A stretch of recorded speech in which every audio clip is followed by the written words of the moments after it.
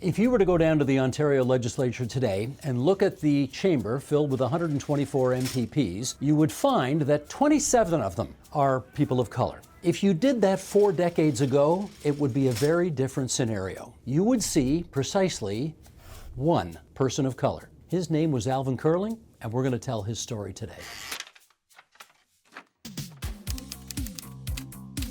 Alvin Curling was appointed by Premier David Peterson as the Minister of Housing. He became the first black cabinet minister in Ontario history. One of the things that the Liberals, with the support of the NDP, had pledged to do was to really ramp up the construction of social housing, and that was the ball that Alvin Curling was going to have to try to take down the field.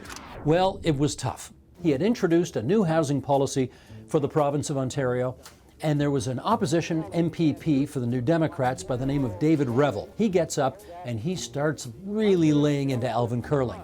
You think you guys have any clue about what it takes to get housing built? This is not going to get the job done. This is terrible. Oh boy, David Revel just went after him over and over and over. It was a brutal question period. I go and talk to David Revel after question period's over. I'm a reporter. I got my microphone, my camera, and I say, "Really, David? This policy is as terrible as you say it is?" And he goes through his speech again, chapter and verse of why this Alvin Curling housing policy is going to be so terrible. Then I turn the camera off and I look at him and I say, "Wow, it's really that bad, eh?"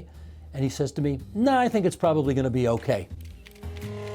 It was a good lesson for me in learning if you're the government, you propose, and if you're the opposition, you oppose, even if you think it's good policy. All of this contributed to a really tough first year for Alvin Curling.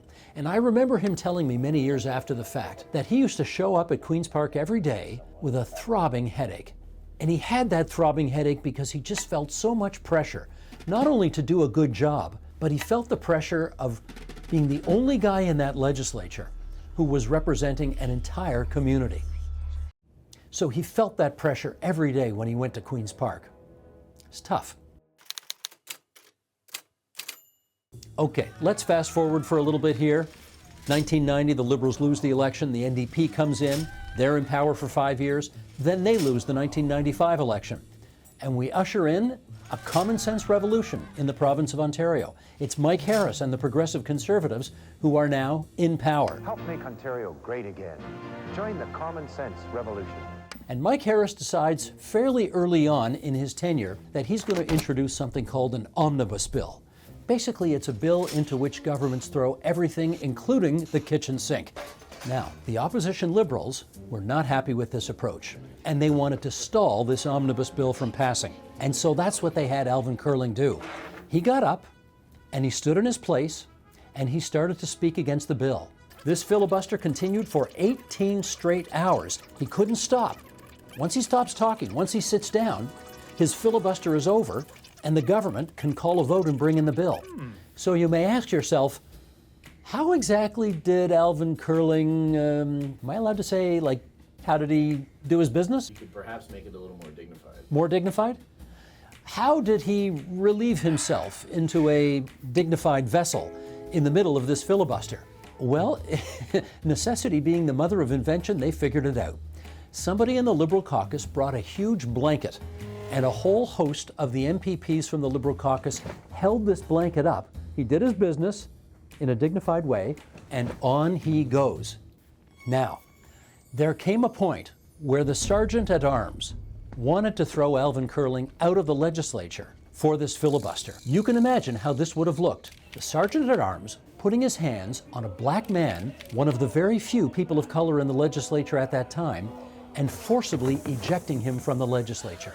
Not a good look, and everybody knew it. And so, when the sergeant-at-arms came towards Curling for the purposes of taking him out, many of the members of the Liberal caucus literally formed a human shield in front of him, and the sergeant-at-arms, I think, appropriately decided not to push matters and backed off.